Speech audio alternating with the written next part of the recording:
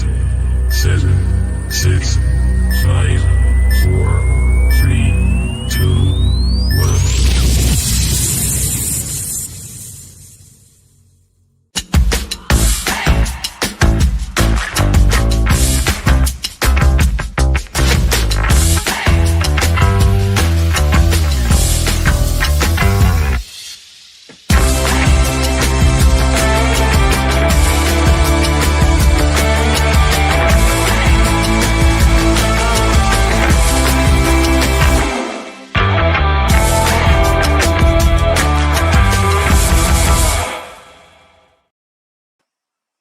Good evening, everyone. Good afternoon to those of us in the Americas. It's Superfan Dan from California. Good to see everybody. Can you hear me all right? If you can hear me, just give me a thumbs up in the comments. And now I'm confused because look who's here. Hi there. Hi, guest. Are you the special guest at just after 8 o'clock? Oh, so good. How are you? I'm good, man. You? I thought you were working, mate. Nah, I cancelled it. Okay, fair enough. Great. Good to see you. Yeah, you too, man. Well, we got lots to talk about, and I was just reviewing all of our media stuff. So, yeah, I did,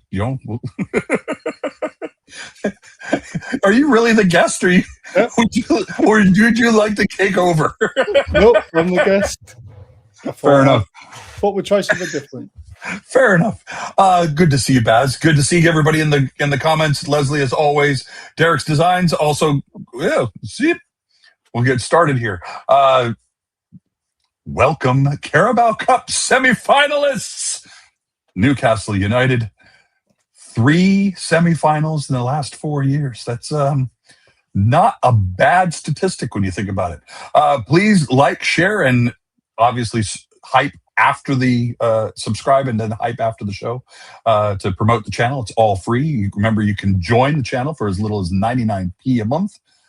Donations are also available using the super chat function down on the bottom.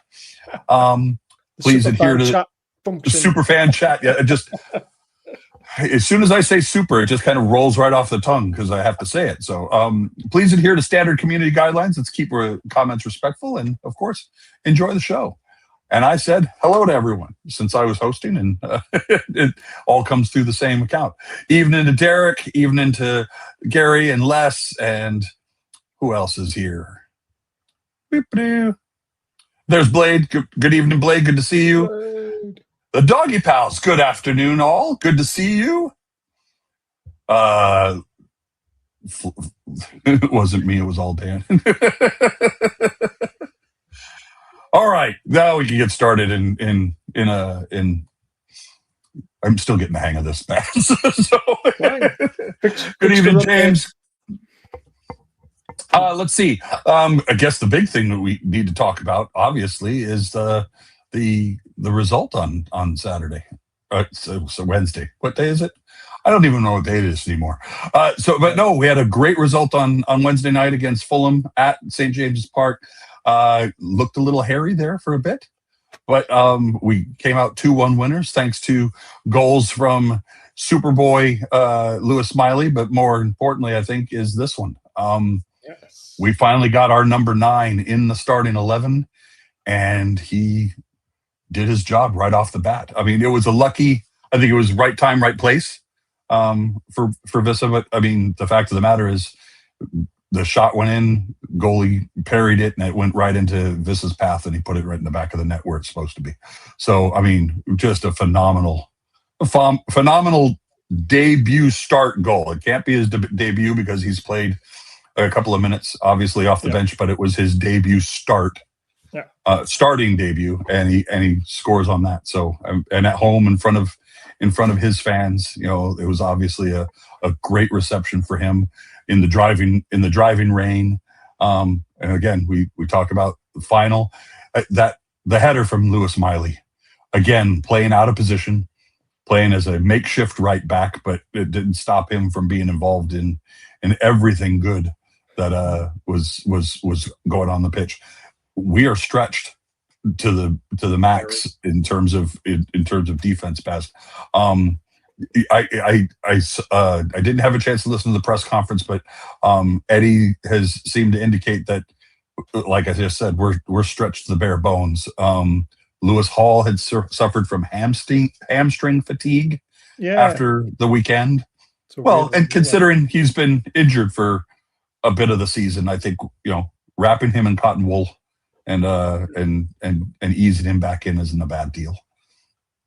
So go ahead. Sorry. Well, let's go back to the game first of all, because you mentioned the Wissa one was lucky. I don't think it was all luck.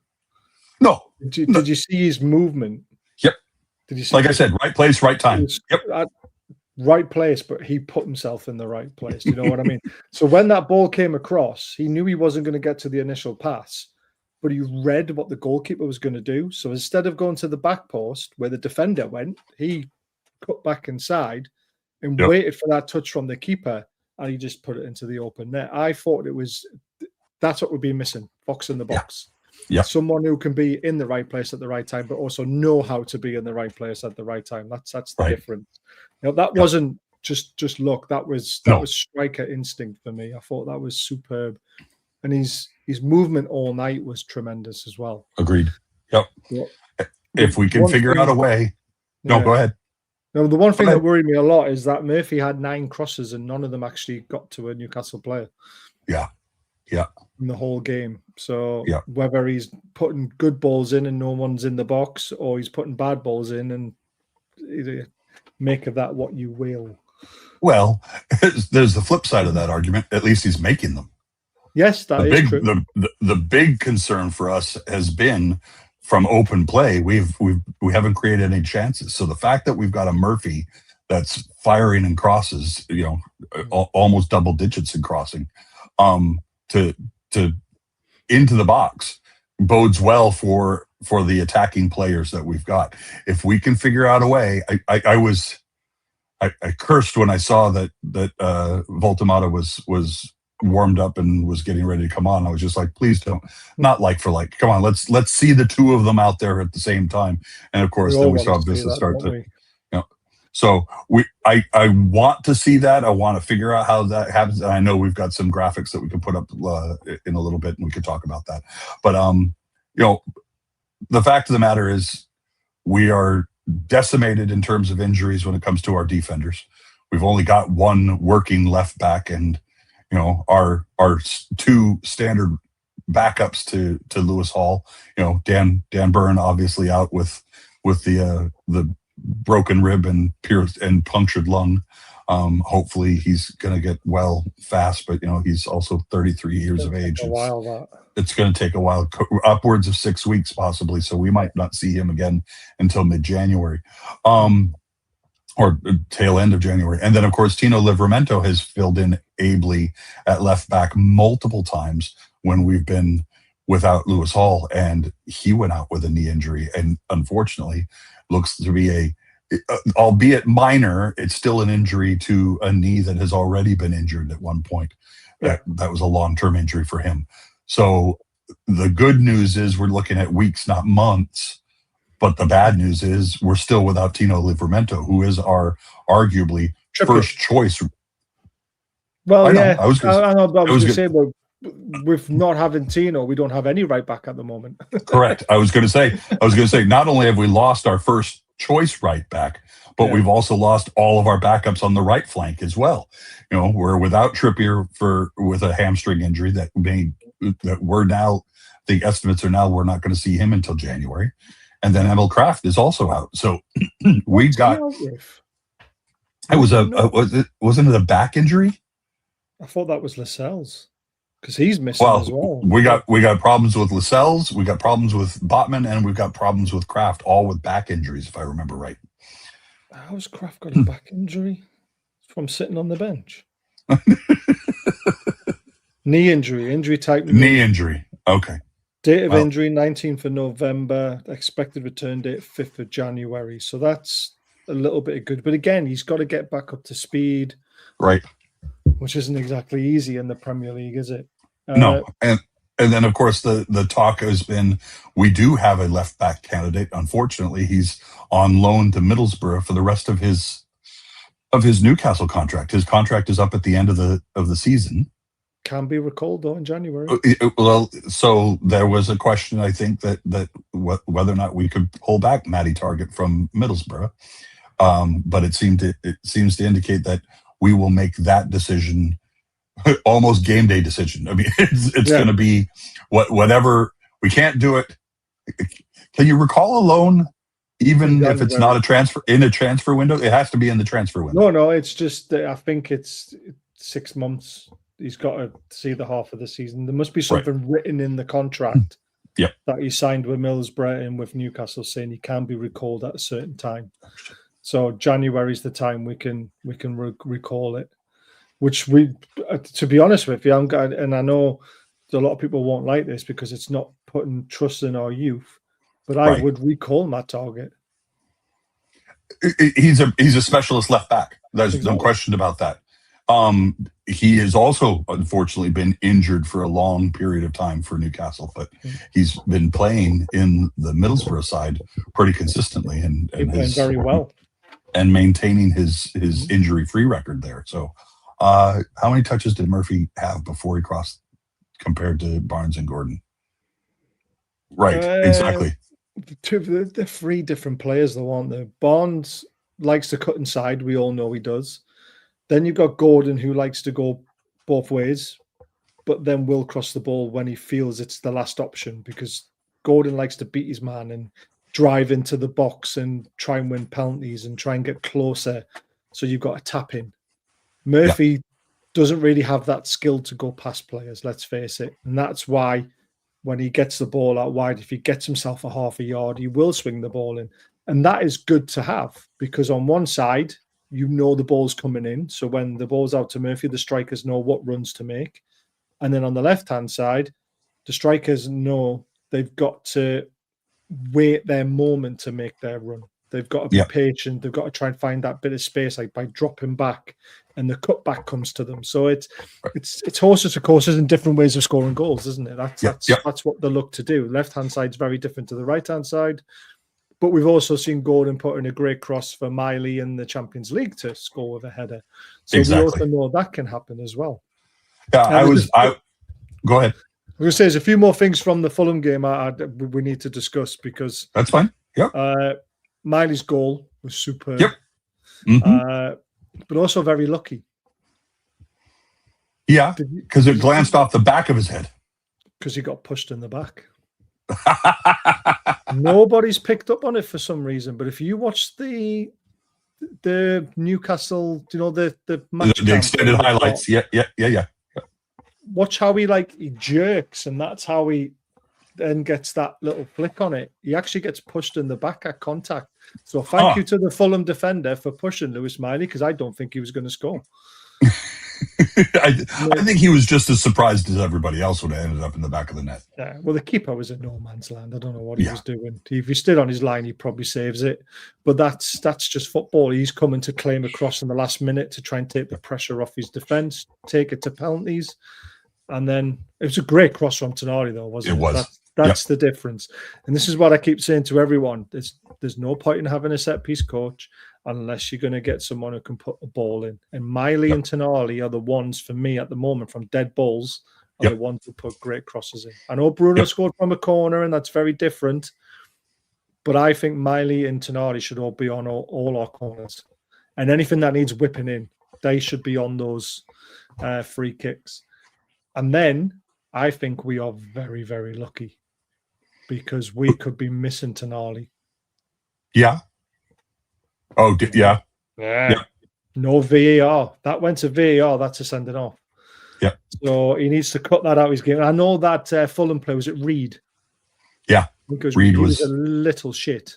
Yeah. Yeah. But that's what he's in the team to do. He's a little pit bull at your ankles all the time. Yeah.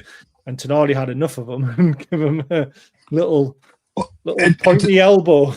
And Reed came on at halftime, I think, because they needed a bulldog. They needed someone out there who was just going to nip at people's heels all the time. He's not a big player. He's a little man. No, it was an he's injury to the Fulham player, wasn't it? But okay, fine, fair enough. No, he was the right man to bring on, though, wasn't he? Yeah, you could see the influence he had on the Fulham team right away because Reed was he was in everybody's business. He was just there all the time. Every time you saw a player go down or anything, you saw Reed within a yard. So, but Blake says the only issue with Tonali taking a corner is he's not on the edge of the D. True. Again, which is why I think Miley who can hit a ball, isn't he? But Miley can strike a ball when he wants to as well. We saw that in the FA Cup against Bromley last season when he smashed one in. It's like he has the capabilities of it, but sometimes, I don't know if you've noticed, the last few times it's been on his left foot, he's tried to pass it in. Yeah. And he did that last night, how we got the corner. It was a great save from the keeper, but it was very a tentative shot. And it's just like, Miley, you've got the talent. Put your fucking just belt it. Hit it as hard as you have to. And we know that he could also take corners. Yeah. He is taking trying to remember which game resulted in a goal from Miley's corner. It was it was only a couple of weeks ago. I'm trying to remember what it was. Was it Everton? Was it? Yeah, it was one. No, it was Chow's first goal. Correct. The one at Everton, where Jordan Pickford's dynamite off, fuck off. But I would rather have Miley in the box because he's 6'6" or 6'5", whatever he is. He's definitely taller now. I mean, because when he made his debut, I think he was like 6'2", and he's easily put on 3 inches of height in the last 2 years. I'm trying to remember who he was standing next to. Was it Chow? I think he was standing next to Chow in the box, and he was taller than Chow. Yeah. I was just like, oh my goodness, and Chow is 6'4". We know that. So, no, I agree. We've got a couple of players who can take set pieces. Obviously, Bruno can take set pieces. Tino Livramento can take set pieces. Lewis Hall can make corner kicks. Corner kicks specifically is what I'm talking about. I want a specialist like a James Ward-Prowse who can whip them in properly. I don't think you had to bring James Ward-Prowse up, didn't you? I did because he is that's his special. It's like a field goal kicker and. American football. I was reading Reddit earlier this morning, and someone was in the NUFC sub saying that he wanted to bring it up just because someone had said it. He was pissed off because a mate of his, a Derby County fan, said that Tonali's shit, and that Newcastle would have been better off spending the money that they spent on Tonali on James Ward-Prowse. Jesus. And then of course the comment section just takes on a completely different life of its own, and you're just sitting there going, first of all, absolutely. No, that was funny when someone said, first of all, your mate's a Derby County fan, so he doesn't count. He doesn't follow Prem football, so you don't know what he's talking about. And James Ward-Prowse can't even get in the starting 11 for West Ham right now. So, there you go. All right. So, Gary says some photos from the hospital visit today. Chow standing next to Lascelles. Yeah. Lascelles is not small. I mean, he's broad, but, he's, I think 6'2", but Chow and Botman are, easily 2 inches taller than Lascelles. Boltamata, Miley in the box, Tonali on the D, take the second chance, Barnesy on corners. Interesting take. Barnesy has to be playing, doesn't he? That's the thing. We were always swapping and changing all the time. James Ward-Prowse is the most unlikable player I've ever seen. When he takes a free kick, you've got to be worried. But this is the thing for corners. You need someone who's going to be playing almost 90 minutes. That's why Trippier took the most all the time, because Trippier was always going to be on the pitch for 90 minutes. So for me, Tonali is the man to take them, because when he's in the team, he's going to be on the pitch for 90 minutes. And then he's going to know what to do all the time. But Miley's definitely someone who can stand in and do it next. I wouldn't, I don't know. You've just got to be able to put a really good ball in, and there's not many. It's like a specialist throw-in. And some idiot on Twitter said to me, it's only a football. Everyone could throw it that far. It's just like, no, they can't. No, not true. There's a technique to it. There's certain people who can throw it far, but it's a loopy one. Yeah. And then you've got people who can throw it in like an arrow.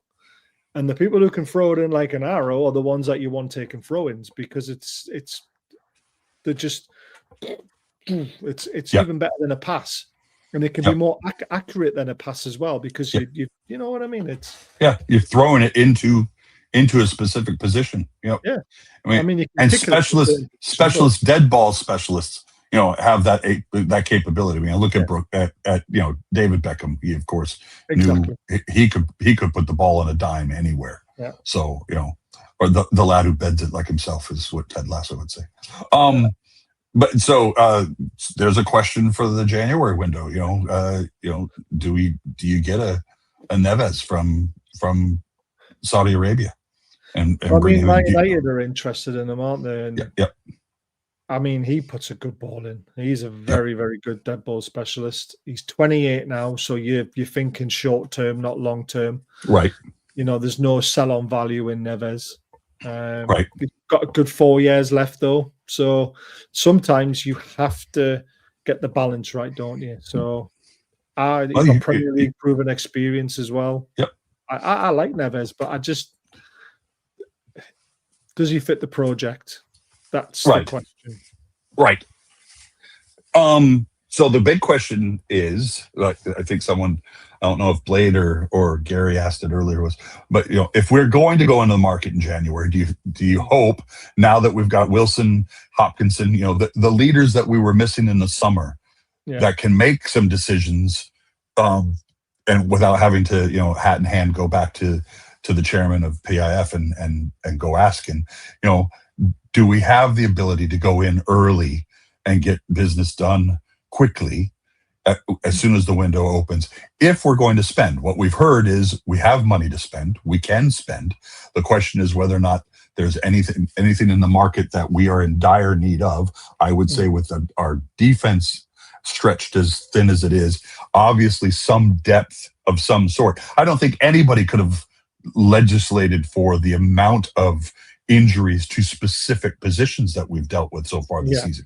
I mean, when you think of squad depth, you would think 3 players for each position is pretty deep, but when you lose all of those backups in addition to your starter, it's just kind of, it puts the shoe on the other foot. You don't want to go spend money on positions that you already have depth at, but when you've lost all your depth, what do you do? We need another. Gary says we need another center back, not because of injuries, but because we need one. Yeah, I'm really conflicted and confused by the messages that are being put out recently.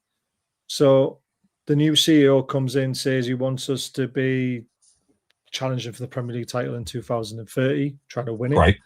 Right. He also said that potentially in January, we could be doing all our business, so we don't have to do it in the summer, so the players can bed themselves in. Then you've got Craig Nohope coming out yesterday and saying, don't expect too much to happen in January. So I'm very confused because there's mixed messages going everywhere. So I don't get what is going on, but we do need to strengthen. I mean, it's obvious we need to. We obviously need a left back, but we need a left back who can play both sides potentially, and also one that's going to be happy to be a squad player. Now they're hard to find. Because if we were going to sign someone and we want someone of quality, Robinson at Fulham would be my choice. But he's not going to want to come and sit on the bench, is he? No, and it's a World Cup, and it's a World Cup year. He's expected to be the starting left back for the U.S. national team, Anthony Robinson. So I would say the same. At the same time, Anthony Robinson also has injury problems. Yeah, and player doesn't these days. Well, with the number of games that have been played and all that, but again, you said the question is where to go. You can't get players in who are willing to be squad players, and sit the bench. At the same time, I would argue, look at Matt Targett. I mean, we brought Matt Targett in he only cost 12 million, 13 million at the time, which for us was a drop in the bucket because of the money that we had at the time. He came in and proved himself over 6 months as a loan.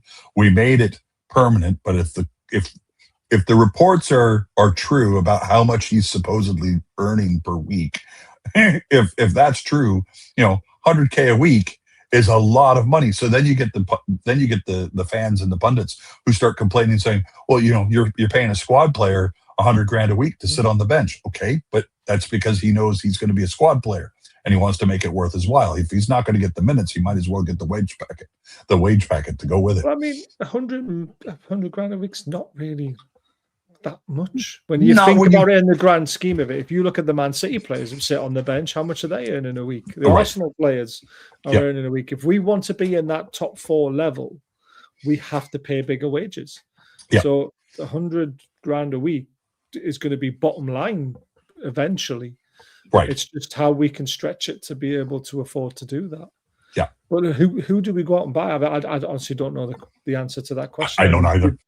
I still think we need another centre-back anyway, because Shaw's getting on, the Sells is going to be leaving, Dan Burns getting old, so we need another centre-back anyway. and at this point, Botman is unreliable.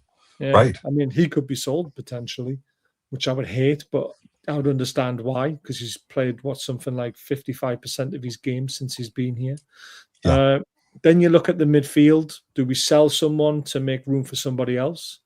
I want to see Voltemada in the number 10. I don't think we do need to buy a 10. I think we've got one already. I do too. Then you look at the right wing situation. Alanga hasn't worked out yet. Murphy is getting on a bit now. He's 29. And Barnes can't play on the right wing. We've seen it time and time again. He's not good enough out there. Yeah. But he's still persisted in playing there. I don't think we need another striker because we've got 2. I think okay. Yep. Go ahead. I think Asula will be sold. Yeah. If Frankfurt is indeed firming up their interest in him, I think he's gone. Yeah. Agreed.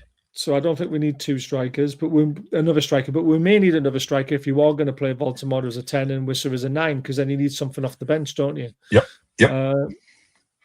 So it's difficult because you want to buy players that are going to improve the team, but when you look at the team, you think, what are those areas? And for me, it's right wing at the moment, and it's at left back cover, but you don't want to be buying a better left back than Lewis Hall, because I think Lewis Hall is a fantastic left back. So, do we need a new keeper? I mean, we've got a goalkeeper out on loan in Spain who's tearing it up, and he wants to come back. Or he says he wouldn't be disheartened if you come back to the Premier League. He wants to play for Newcastle, in the Greek goalkeeper. Yeah. Well, but I mean, Valadikimas or something like that. Something like that. But was there was supposedly that underhanded? We were forced to buy him as part of the Anderson deal, but the agreement was that he would never play in the Prem, which is weird. So I think we saw him once in the FA Cup, I guess. Yeah, he played a half, didn't he? He played 45 minutes in the Carabao Cup or something, or FA Cup. Yeah, something like that. Yep. He's doing absolutely amazing in Spain, though, and you wonder why they put that, or why he was told that, or why. I mean, I don't know. I don't get it. Anyhow, obviously saw something and thought he's not my main man. So let's talk about, because we this is supposedly our Chelsea look ahead as well, but just to round up the Fulham match, the Carabao Cup match. Here is the draw that took place later that evening. We drew Man City. Unfortunately, I mean, you look at that. The options are Chelsea, Arsenal, Crystal Palace, all 3 flying in the league right now. Yeah. And Man City. I mean, there wasn't an opponent in there that we desperately wanted. Obviously, there wasn't a championship squad or somebody who could play. But we drew Man City. But it's a 2-legged affair, and unfortunately, we're hosting the first leg. Eddie Howe is quoted as saying he would rather have played the second leg at home, but at this point, we take what we're given. You get what you get, and you don't get upset. What are you thinking there? We just beat Man City, but we're stretched. So I think any result in our home match is going to be a good one. Well, hopefully there'll be players back, because it's not till the 12th of January. So fingers crossed. I'm thinking we have to be 2 or 3-0 up, or at least 2-3 goals ahead of them to take it to the Etihad to have any chance of surviving. Right. It's going to be so tough. It is. It's not. It's a big ask. It's not monumental. No, it's not. Obviously obviously, we've shown that we can play anybody at home. At home. Yeah. This is the thing that worries me. So, for example, matches. I need to. And then I'll just throw this one up here because it's always good to have one of these. Always nice when we get one of those. And I know that this, and I know Stu's in the comments. Mackham's here as well. Cabby's here. I know that they were taking the piss out of us because after the Derby victory, they took their pictures of their crowd because we did it to them in the FA Cup. I know that there are a whole bunch of Sunderland supporters who are taking the piss out of us for doing those victory photos in the locker room. But the fact of the matter is, psychologically, it's great karma for our guys. And to see those results, and quite frankly, looking at everybody smiling, that always puts you in a good mood. And if those are being blown up and used as inspirational posters all over the training ground, well, then by goodness, let's do that. I love the photographs, and like we explained, it's something that Eddie Howe's always done. One of them got leaked, and because it got such exposure and went viral, they thought, well, let's give the fans what they want, and we want to see it after every win because it's just nice to see the unity in the dressing room. Let's move very quickly since I showed the celebration photo. That I think that wraps up the Carabao Cup the other night. Let's talk about. We've got some fixture updates for February. We've got 3 matches in February that have all been changed, which is ridiculous. But it's typical, isn't it? It's typical, and people want TV money, so there you go. So we've got the 10th of February. Is it the first one? Yeah, first one is against Brentford. It's been moved, so 5:30 p.m. For us. TV. Nice TV. So again, this all depends on when we're playing in the Champions League as well, to whether these fixture changes are good or bad. So because for example, playing Chelsea at 12:30 on a Saturday after playing on a Wednesday night, I think is disgraceful. Agreed. So I've not looked that far ahead though. And I mean, the thing that I like about this change is that means a 9:30 a.m. kickoff for us here out in California. Yeah. Same thing when you look at here, that Tuesday, that's going to be an 11:30 kickoff. That's a lunchtime game for us, which is great. Not good for you though, because it's the same. No, City's just going to suck. It's the same as this Chelsea one, but it is what it is. You've got to get up and watch us get beat. Yep. I would love to stride into the pub on Saturday morning at 7:00 to kick off Premier League mornings on Saturdays at the Brass Tap in Marina. I would love to stride in there and just puff out my chest and say we did a good job this morning. Yeah, it'd be nice. Knowing that I'm driving tonight to San Francisco to pick up our middle child coming home for the holidays, and then driving back, and then waking up with very little sleep to watch a 4:30 a.m. match, and then go and host at the pub. I'm not looking forward to tomorrow. Tomorrow's just going to suck. But it would be buoyant if I could walk in on top of a victory. So and again, good history on any given Saturday. Yep, on any given Saturday. Quickly, we've got the 2 proposed starting 11s. Well, what I've done for you, I saw them. I looked at them, and I'm most interested to talk about the next one. But let's talk about this one. This is what I think Eddie Howe will do. I don't want him to do this. I think Lewis Hall has to come back in because I can't see him trusting Murphy and Miley as 2 makeshift. I mean, Alex Murphy's played a lot at left back for the under-21s, but I dominantly seen him and you have as well in pre-season playing as a left centre back. Yep. So him playing at left back and then having Lewis Miley on the other side, I just think that's too much inexperience. Yeah. So I think Lewis Hall probably comes back in for this one, and then we rest him I mean, Boxing Day is the next game after this one, isn't it? So Right. there's a bit of a break. So we've got a chance to rest him again. And if we are winning nicely, you might take him off and then bring Alex Murphy on just to, you know. But we'll have to wait and see how the game pans out. Yeah.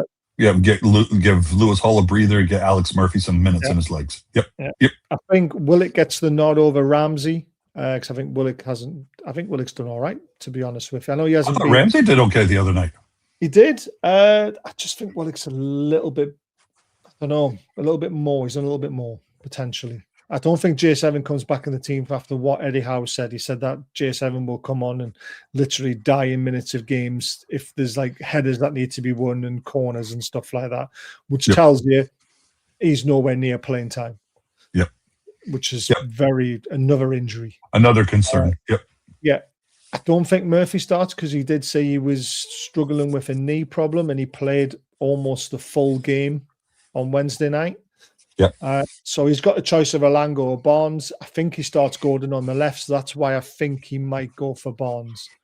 I'd prefer Alanga to start and have Barnes as an impact sub to either. Correct, because we know he's good at it.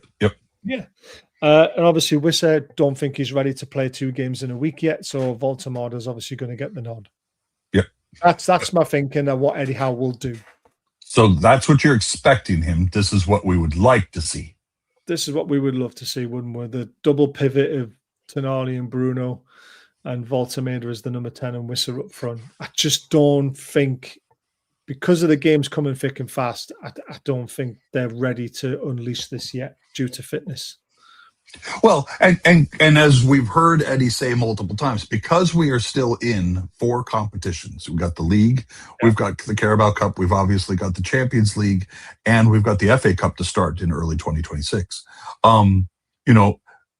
We're still in all 4 competitions.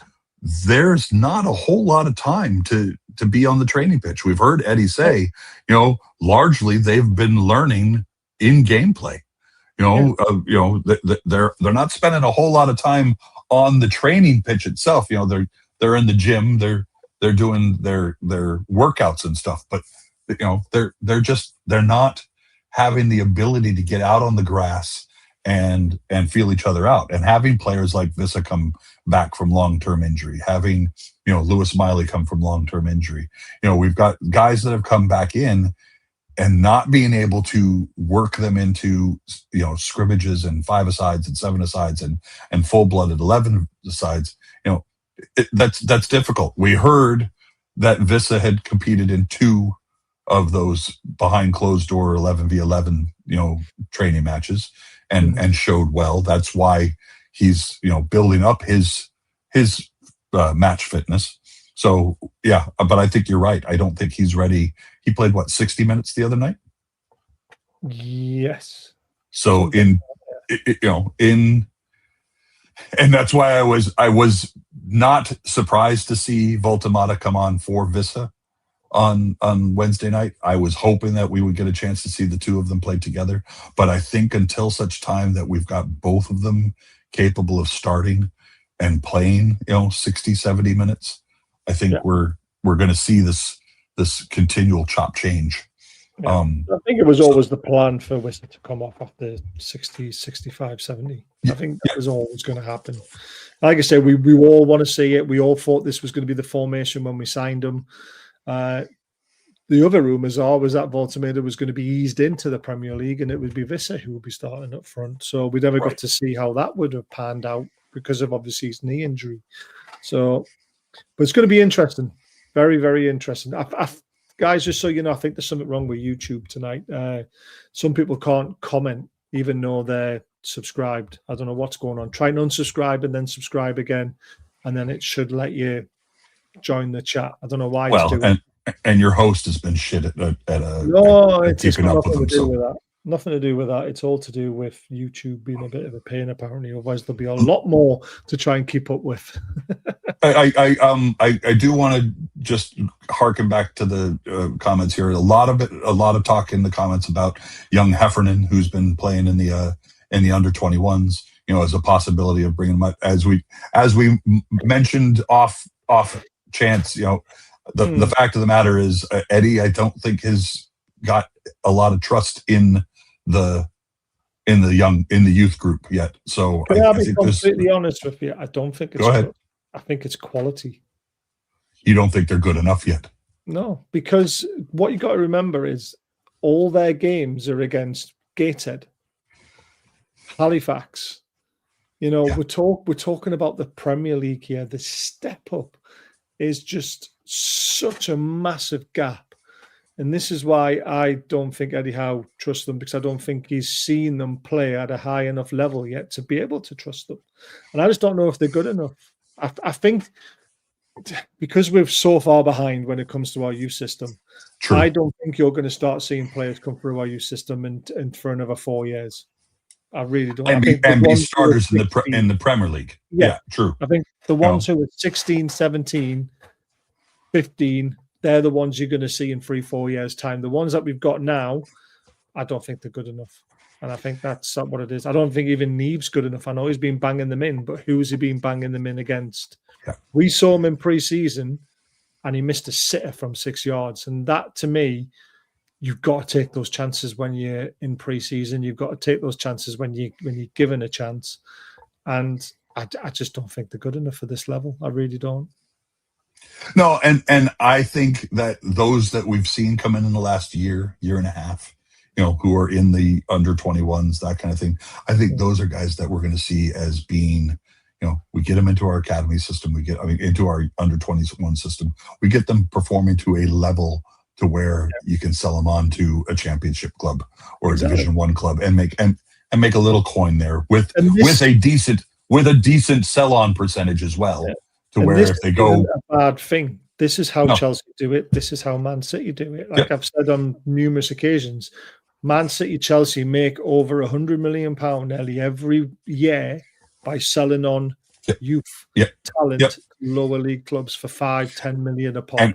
And if anybody has been paying, if you've forgotten, if you've not been paying attention, I'd like to call attention to players such as Tino Livramento, Lewis Hall, both from the Chelsea system. Kevin De Bruyne, Mo Salah, both from the Chelsea system. And sometimes they've gone from Chelsea to Man City and then from Man City onward. But at the same time, every time they do one of those sales, they build in a sell-on clause. The one where I think the only one that we benefited from in terms of a sell-on clause in the last 10 years, maybe, was Ivan Toney when we sold him on. Because when he then went on Peterborough for 30, when he went to Brentford, didn't we get like $1 million or something like that? I think we got a bit more than that. But we sold him for $675K. Yeah. So there's Scotty. Let me bring Scotty up. Very late. Mr. Devlin, good to see you, sir. Evening, gents. Real quick, I'm just catching up on comments real quick. Derek's Design says my good pal Oz that I do the podcast on Monterey Bay, give him a slap on the back. He's a Man City fan. He's Derek, he's already sent me a message saying that, when we play each other in the Carabao Cup, he's already sent me a meme of when Danny Rojas and Zorro, the keeper, and Ted Lasso, where Rojas says to Zorro, he says, "We are not pals. We are not brothers," or something like that. He's already sent me that one. Yeah, Blade tells me that good bacon sarnie will take care of me in the morning at 4:30 in the morning. I'm sorry. I'm trying to catch up. I'm so far behind on Chronic Achilles. Well, what I take in terms of Jacob Murphy, wasn't it the Carabao Cup where we saw him walking off the pitch on his heels because both of his calves were so tight, but it didn't seem to bother him at all when he was raising the trophy. That one. I think Gordon. We got Martin has joined us as a new member. Thank you, Martin. Well done, sir. As it's YouTube. Yep. So thanks YouTube's having a bit of a problem. While Mac and Cabby's in the chat. Yeah, while Stu's there. Thank you. I was about to do that one next. Yep. I'm really looking forward to this. It's going to be on a Monday night. Everyone remember I used to be on a Monday night show where we had a bit of banter. I think this one's going to be even better. We're going to take the piss out of each other. We'll set challenges. We'll set forfeits.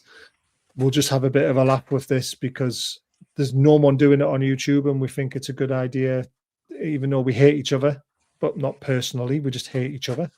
I think this will be a good laugh. So keep an eye out for this. Great name. Dan came up with the name, black and white, red all over. So yeah, really looking forward to getting that kicked off every Monday, because I'm not doing night shifts from next year unless I'm stupid enough to say I'll do some overtime. So I might be doing a little bit of overtime, but I'm going to try and keep my Mondays clear for this show because I think it's going to be absolutely tremendous. And Mac and Cabby is in the chat. Guys, I know you don't like Sunderland, but go and support his channel, because I was actually shocked. I don't know if you were as well, Dan, but do you know when you get invited to a Sunderland show and you think this is going to be interesting? So level-headed, everyone on there. Yeah. And no, I had a great time talking to. A great time talking to both Stu and Paul. Ron was the Newcastle fan.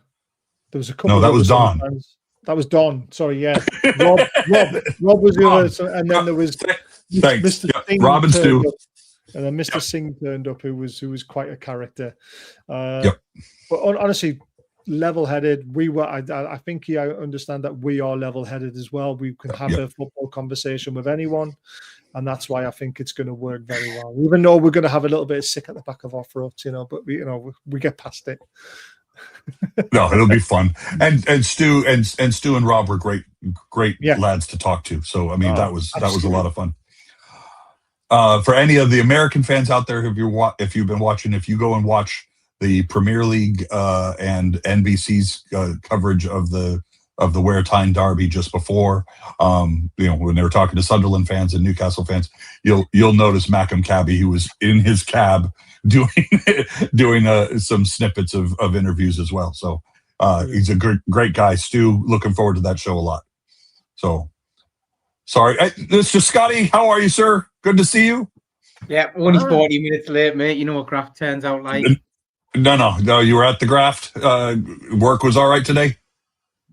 Junior doctors are on strike, mate. So, yeah, it's a bit, yeah. 5 days. Oh, my goodness. Yeah. I'm sorry to hear that, mate. At home, but we're not talking about the Carabao Cup now. Let's put the Chelsea team up, what I think it might be. Yeah. Give me a second. Let me turn off that comment and go and... You can do comments at the same time. I got it. Yeah. So this is Chelsea's potential lineup from SofaScore. 4-2-3-1, a formation that we really want to see. And Chelsea have been very interesting this season because they kind of tried to copy and mirror what Man City do. And also technically what we do a little bit as well. So out with possession, they normally go to a 3-2-5 sometimes, described as a 3-2-4-1 in possession. They like to try and dominate the game, which is how Pep likes to do it. They love playing out from the back, and they have got one hell of a player. Probably, and I know we love Tino, but Reece James is probably the best right back in the Premier League. He has got everything. That guy doesn't just play right back. He drifts into midfield, and he's also played in centre midfield, and he doesn't look out of place. He is, and he could play linebacker if he was on an NFL team. Yeah. He's a big boy. Yeah, he's unbelievable, Reece James, and it's just a shame that he has a lot of injuries, because for him, he's definitely England's number one right back. I know we joke and say Tino is. I mean, Tino would have it if it wasn't for Reece James. So, Mark Cucurella does it from the other side. So what you'll find is that they do it quite a lot when they've got possession. What we like to try and do as well, we like to try and move Tino into midfield and then, double up to make it a 3-4-3. They do it with Reece James, and do it with Cucurella. So that's going to be very interesting. They like the high press from high up, which is what we like to do as well. So it's going to be a very interesting game, because are we going to play into Chelsea's hands and be on the front foot as much as possible, which leaves the space at the back for the likes of Neto and Garnacho to run into, because they are quick. I mean, Neto's super quick. we can't let Palmer get in between the lines, because if we do that, we're in big trouble again. Because when he gets in between the defence and the midfield, if no one sits back on him, he's deadly. So I'm hoping, and I know it sounds that, but I hope we actually play an away performance at home. I hope we play a low block. And then this is why I would probably start Elanga and Gordon, because I want us to counter-attack at speed. Yeah. And then take advantage of Reece James or Cucurella, possibly both of them at times, being in midfield. Yeah. And then getting down those wings and getting the ball into the box as quickly as possible to Voltemada or to Wissa. So it's going to be a very difficult game. It'll be very tactical. It just depends what Eddie Howe wants to set up as. I think the low block's the way to go, but I don't like doing that at home. But it's horses for courses for me. Scott? I think you're right. I wouldn't want to go toe-to-toe with them. I think we get beat. Maybe low block, get them on the counter. I think you're right. Elanga will probably start, even though he has looked shaky, or shaky is probably not the right word. We could hurt them though. Whistle looked good the other night when he started. Hopefully, do we start Whistle? I think Voltemada starts because he played quite a lot of minutes on Wednesday night. I don't think he's ready to start 2 games in a week. Yeah. The question is, well, when are we going to see Voltemada and Wissa on the pitch together? We discussed that. It's a little bit away yet, I'm afraid. I think it is a little bit away. I think you're right, but it's something we all want to see. Get them on the counter. I think if we go toe-to-toe with them, they do pick us off. They're a very good team. But they're very indifferent. They're very indifferent. I mean, Sunderland beat them at Chelsea, which was an unbelievable result for them. Didn't they draw recently last week as well? I don't know. I have to go back. Very hit-y-missy, aren't they? They're just, let's have a look. No, they beat Everton 2-0, which is a good result at home. I think it was the week before. Saturday, where's Chelsea? 0-0 Bournemouth away. I mean, we drew with Bournemouth away 0-0. I said it was a good result because Bournemouth's when we just don't beat Bournemouth, do we? No. Well, they shut the bed against Leeds. Yeah, that's the lost 3-1 to Leeds. Yeah, and then they drew 1-1 with Arsenal. So which is a great result when you think about it. But we've got good form against Chelsea recently at home. Now, agreed. The other thing that could go in our favour is they love a red card, don't they? Last 2 games at home, they've gone down to 10 men against us. We beat them 2-0 last season, 4-1 the season before. We beat them 1-0 the season before that as well. But then you look at their dominance in the early 20th. So 2021, 2020, beat 3-0, beat 2-0. We beat them 1-0, then they beat us 2-1. So there's not many draws in this fixture at all. It's one team or the other. We've won the last 3 games at St James's Park against them. So that gives me a little bit of confidence, especially with being an early kickoff as well. They've got to either travel up on the Friday night or they'll travel up Saturday morning. They're an indifferent team, especially away from home. That's the sort of thing I'm clinging on to. Yeah. Does a draw benefit either one of us? I mean, obviously a point's a point. Draws doesn't benefit anyone really, do they? But by the end of the season, you can look back at it and say, that's not a bad point, I suppose. Right. I mean, we've already drawn one at St James's Park this season, haven't we? Which was against Spurs. And we should have won that one. I mean, our home form was very good. Yeah, we could really do with a win like. Oh, yeah. I mean, I would love a win. Don't get me wrong. I think this game's come too quickly for us after Wednesday night and all the injuries we've got. That's what I'm worried about. But then again, I look at Chelsea and I look at them in different form. There's still a glimmer of hope, but I just think let's not overreact if we don't get the win and if we get beat. They've spent over £1 billion, recently. They can afford to have injuries all over the park, and then someone steps in, and they've also got João Pedro, who we wanted to sign. They've also got Liam Delap, who we wanted to sign. Do you know what I mean? There's so much quality in that side.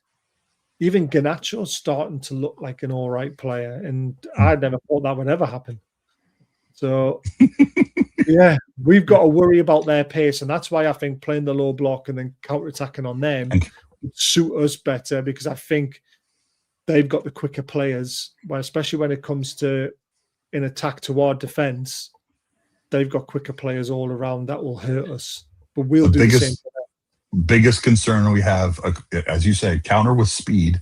The only two we've got that can realistically do that are our two wingers, who have been indifferent in the league thus far. And Voltemada is not going to be one of those. He may be a critical piece in the 10 role in getting the ball out to them. He can see the pass. The man's vision is something else. His creativity is really something to behold. But the question is whether or not he's going to be playing too deep to make it happen. Well, to me, if we are going to play the low block and you are going to get the ball to Voltemada, rather than getting the ball out to the wings, they've got to invert and get closer to him and play through him. Yeah. Total football. Don't play through me. But before we get too far and I forget about it, I got to mention some of our details here. Remember that just joining us and subscribing is completely free, but you can become a member through Black and White Eyes for as little as 99p a month. What does that give you, Baz? What kind of benefits do you get from that 99p? So you get put in a prize draw for a $40 gift card from Diacro, from our other amazing sponsor. You mean these guys? Them guys. Link is in the description. 20% off using Baz20. And if you do win the prize, you can also still use the Baz20 code to get 20% off as well. So we've got one person who's already claimed their $40 gift card. Chris hasn't come forward yet, so I might have to redraw that. But Sparky hasn't got his yet, because I always send them off at the same time. I was going to say, remind everybody about Diacro. Diacro, Joe Spinney in North Carolina with some fantastic bespoke NUFC merchandise. Again, as Baz says, as part of the sponsorship, Baz20 is the coupon code that gets you 20% off there. Speaking of Sparky, the multi-award winning Geordieland experience, if you are planning a trip to the Northeast, and other than going to a Newcastle match, if you can get a ticket, you don't have anything else planned, look up the Geordieland experience and get one of the tours with Sparky Buddy, and make sure you drink a Red Bull before you go, because you'll need that. You'll need that on board in order to keep up not only with his movement, but also his mouth. That boy speaks a mile a minute, and if he had to pay £1 a word, I don't even want to think about it. And then of course our other sponsor is Prince Charming over there in Wallsend. Fantastic memorabilia shop, not only Newcastle United merchandise, but also movie and music paraphernalia and such. So and they're over in Wallsend. If you're looking for some late minute Christmas gifts, get over there and see Prince Charming. And the nice thing about Prince Charming, they don't have a presence on social media other than Facebook, so that's what we're showing here. But also just terrific people, because they are also sponsoring in late February. We've got this talking. Great time over at Newcastle Benfield Football Club. They will be hosting us, where we will have a decent free as well. For free. Yep. So all proceeds, £15 a person. All proceeds are going to the two charities. There's Azure, which is Gibbo's charity of choice. Yep. And then the Butterwick Hospice is the other one. Yep. Which is Graham Bailey's. if you attend that night, and again sponsored by Prince Charming, if you come and join us that night, you'll hear me and Baz and Graham chat for a bit, and then we'll take a quick break, and then we'll bring on our superstars in Supermac and Gibbo, and just watching the two of them have a chat is going to be hilarious or great, because they're best mates, but also they're just the memories of these two guys and everything having to do with Newcastle United. So again, that's February 27th at Newcastle Benfield Football Club. The tickets are £15 a person, and if you pause our YouTube show right here, here's the QR code that will take you right to the portal to buy a ticket. So I'll pause there for just a second. I've just done it. So there you go. We're just at an hour now, so I'll ask you guys for last thoughts. Again, great match against Fulham the other night. I'll tell you what, I complain about a lot of away kits. I do not like our green away kit because it looks like it matches the grass. I do not like Spurs highlighter away kit. The all bright high vis yellow. I don't mind that Fulham one. The lime green really is kind of neat. I don't like this one, to be honest. I love it, but I don't like the way it sits on your neck. Yeah, no, I don't like the way it sits on the neck either. I'm a bit. No. I feel like I'm naked at top. No, great game, great result against Fulham the other night. Not a great draw, but we look forward to playing against Man City. Again, we have lots of friends in our circle that are Man City fans. I would have liked Arsenal again if I was going to pick anyone, because we did them, and True. I just think we could have done them again. I think City's vulnerable, though, aren't they?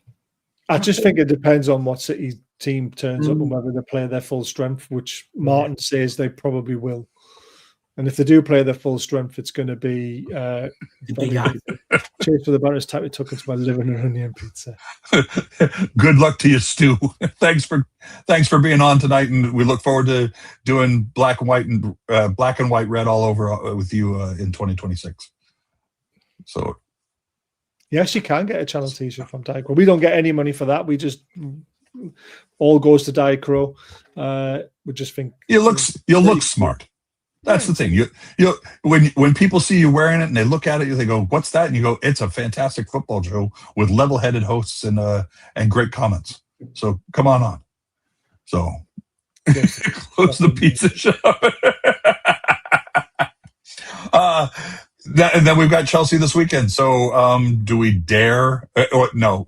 The watch-alongs, unfortunately, Ed, 4:30 in the morning is I'm just, one, I'm not presentable, and two, I think I'm just going to be far too ornery to do a watch-along. And I think the watch-alongs we've seen. I'll see what I can do. I might. It depends what time the kids leave the house. Oh, no, that's right. Yeah. No, because this is the problem with watch-alongs, you see. So my boys going to watch York City at 5:30 on the night time with Claire. So they're going to be leaving the house at a certain time, and then I've got my daughter. I need my Christmas haircut as well, by the way. My hair is an absolute fucking disgrace right now. Now, I do like having long hair, but like the grey down the sides and the bushiness and everything. Hey, there's nothing wrong with grey, mate. Yeah, but yours is trimmed nicely, mate. Mine's, I just look like a state. So we've basically been waiting to do our quick start. I needed a cut about a week and a half ago, 2 weeks ago. And the missus is like, well, you might as well just leave it until, we get close to Christmas because you get your Christmas haircut. I was just like, yeah, you're probably right. But now I'm thinking, Jesus Christ, just get it cut. So I might be doing that Saturday before the game. I'll see if I can do a watch along or not. I find it difficult when the missus is in the house, both the kids are in the house, and I always miss things when I'm watching it to then do shows. If I'm watching it myself, I can take notes and I can, I don't have to worry about letting you guys know what's going on. It's just a bit of a pain. Oh yeah, we're going to be doing an All Brothers show on Monday, this Monday. So that's in a few days' time. In a couple of days' time. Yeah. So you over on Martin's channel, over on the Mancunian way? No, our turn this time. Okay. Yeah, it's payback time. I got jumped by Ed, so it's my turn to get some payback on them lot. Fair enough. All right then. Ed says watch along over haircut. So there you go. There was lots of talk about Chelsea and Mudryk in the comments. Blade did ask off topic who wins, Josh or Paul. I don't watch MMA, so you're on that one. That matters not to me. All right, so it's an actual boxer against a YouTuber. This time, it all depends if it's scripted or not, like the Mike Tyson fight was. If it's not scripted, Jake Paul's getting knocked out in 2 rounds. If it's scripted, it goes all the way because that means they get more money and more people watching. Yeah, Joshua in 2. Joshua should not be getting beat. That Jake Paul should not be able to land a punch on him. The size difference is just stupid. Joshua could stand there, putting his left arm out and keeping him at arm's length, and then just knock him out whenever he wants to. It would be ridiculous if Jake Paul gets anywhere near him. Weight difference, isn't there? Yeah, honestly, it's stupid. I can't believe he's actually thinking that's a good idea to have this fight, unless it's like, WWE and it's all been pre-scripted and this is what you're going to do in this round and that round. And I thought also that it shouldn't be allowed. Well, you just never money talks, mate, doesn't it? Money talks, doesn't it? Yeah. I mean, I saw so many times. I don't know if you've seen anything on TikTok and that, but when Jake Paul left himself open for a right hook, Mike Tyson was about to land it and then he pulled out of it. Yeah. That's when you know there's something fishy, because Mike Tyson in his day where he was a hungry animal would have killed Jake Paul. Yeah. And I think Anthony Joshua, he basically is his career over if this goes wrong. Oh, 100%. 100% agree. Yeah. It's got to be, AJ. All right. I'm not staying up and watching it though. It's like 1 o'clock in the morning or something stupid like that. So I can't be thinking about getting up for it just to watch Jake get knocked out. I'll watch the YouTube highlights tomorrow. All right, lads. Last thing I was going to say, predictions. Scott, what do you think against Chelsea? I'm going to go draw 1-1. Fair enough. Baz? That's what I said as well. 1-1. That's actually what I was thinking too. Yeah. Hat trick and draws. There you go. We'll call it. Let's just call it 3-3 then. Yeah. I wouldn't be surprised though if someone nicks it in the last minute again, like it was on Wednesday. It could be either team. Because I mean, 3 points is massive for us, especially at home. Blade with the trademark. Because I mean, our away form's terrible, so we do need to. We really could do with 3 points, but I just think injuries. Gary's optimistic. 2-0. I mean, I just can't see us keeping a clean sheet with all the injuries we've got. Yeah, it's gonna be Ramsdale's gonna, I think, have a busy day tomorrow. So, but again, 4:30 in the morning our time. So, and then I got to go host at the pub. So, we'll see how it goes. 2-1 black and white. There you go, Ed. All right, gentlemen. I agreed.